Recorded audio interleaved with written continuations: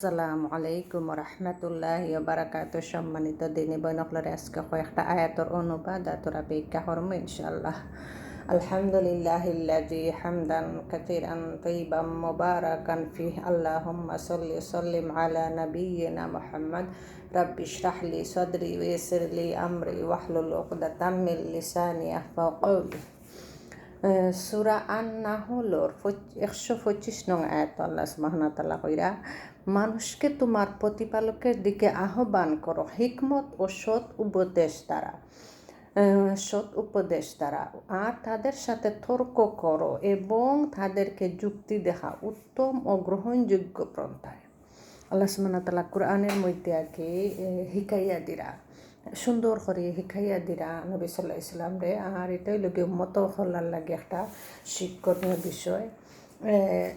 তারা যারা আল্লাহর পথে মানুষের আহ্বান করব, দিনের পথে আয়িত করে চেষ্টা করব, এরা অনেক সোয়াব আছে। আল্লাহ সুবহানাহু ওয়া তাআলা দুনিয়াতেও পুরস্কার দেন, আখিরাতেও পুরস্কার দেন। তো আগে নিজের আমলে সব কিছু ঠিক করিয়া চেষ্টা করা যে যতটুকু আল্লাহর নিয়ম কানুন মানিয়া চলা, তারপর মানুষরে আল্লাহর দিকে দিয়া না। মানুষ অনেক যে অবিশ্বাসী হলেও যেমন চেষ্টা করা বিশ্বাস করার লাগে আল্লাহ যে একজন, আল্লাহর কোনো শরিক নাই, তারা ভ্রান্ত পথে আছে। আর যারা যে মানইন, তারা তো সব কিছু মানইন না, কিছু কিছু মানইন না। ওগুলাও উত্তম পন্থায় করা ও মানুষের দাওয়াত দেওয়া, দিনের দাওয়াত দেওয়া, যে একটা ইসলামিক প্রোগ্রাম হুনু কোরআন কিতা কইরা মানুষ না জানলে অনেক গুনাহ করেন। আল্লাহ সুবহানাহু ওয়া তাআলা কোরআন কিতা কইছেন, হাদিসের মাঝে কিতা আইছে, আমরা কোরআন মতো হাদিস মতো চলরাম নি। আমরা প্রতিদিন শয়তানে আমরা প্রতিদিন ভ্রান্ত পথে লইয়া যায়।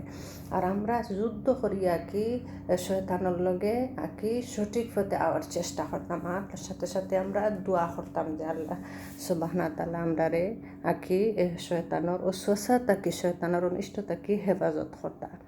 তো মানুষ উত্তম পন্থায় যেমন মানুষের লগে নম্র ভদ্র ব্যবহার করিয়া বালা ব্যবহারের দেখাইয়া বালা ব্যবহার করিয়া মানুষরে আহ্বান করা, ইসলামর পথে আও, কোরআন রে বুঝো, আমল করো, মানো, লাখা করা।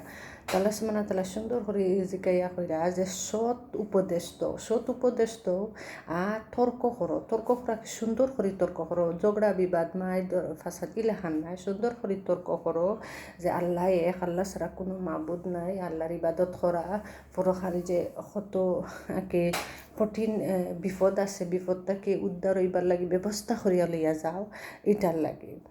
আর উত্তম পন্থায় আল্লাহ সুবহানাহু ওয়া তাআলার দিকে আহ্বান করা। তো এটা লোকে অনেক সোয়াব, যারা ইলাহান করব তো অনেক সোয়াব আছে। আল্লাহ সুবহানাহু ওয়া তাআলা সব কর্মরও পুরস্কার দেন, বালা কর্ম করলে, আর বাদ কর্ম করলে শাস্তি দেন। তো ইসলাম হইল সর্বশ্রেষ্ঠ ধর্ম, যে এটা একটা ইসলাম হইল শান্তির ধর্ম, সর্বশ্রেষ্ঠ ধর্ম। আর এই ধর্মের বাইদি আহ্বান করা। সূরা ফুরকানের 63 নং আয়াত আল্লাহ সুবহানাহু ওয়া তাআলা কইরা, রহমানের আসল বান্দা তারাই যারা জমিনের বুকে নম্র হয়ে চলে। জাহিল লোকেরা তাদের সাথে যখন কথা বলে তখন তারা তাদেরকে সালাম দিয়ে বিদায় করে। যে এরা আবার আল্লাহ সুবহানাহু ওয়া তাআলা প্রশংসা করা, যারা রহমানের বান্দা যে রহমান আল্লাহ আর আল্লাহ একটা নাম, পরমদাতা ও দয়ালু। রহমানের আসল বান্দা হইলে তারা যারা জাহিল মানুষে অনেক সময় আছে দিনের দেওয়াত গেলেও মানুষে বুঝতো নাই, মানতো নাই, অনেক কথাবার্তা কইব বা অনেক খারাপ ব্যবহার করবো, করবো। এটা তো ধৈর্য প্রচুর ধৈর্য ধরা লাগে। অনেক পরিস্থিতি এটা তো ধৈর্য ধরিয়া আল্লাহর উপরে ভরসা করা, যাকে এটা থেকে যে কোনো পরিস্থিতি আইলেও হরিয়া না যাওয়া, যে আমার কথা শুনছে না, করে একবার দুইবার তিনবার বারবার দাওয়াত দেওয়া। এখন আর যে একবার না মানলে বা কথাবার্তা হইলেই তাকে ধৈর্য ধরা, কোনো না করা।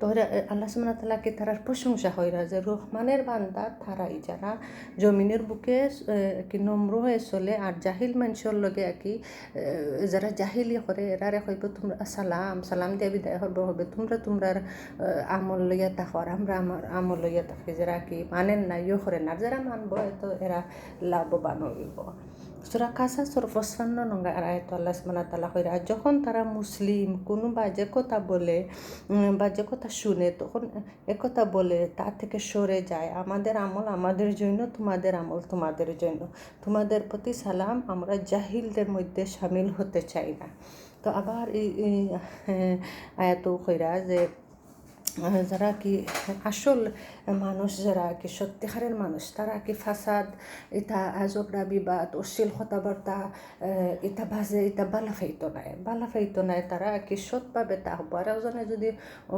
এখন কইলায় বাদ অশ্লীল কথাবার্তা কইলায় তবু কি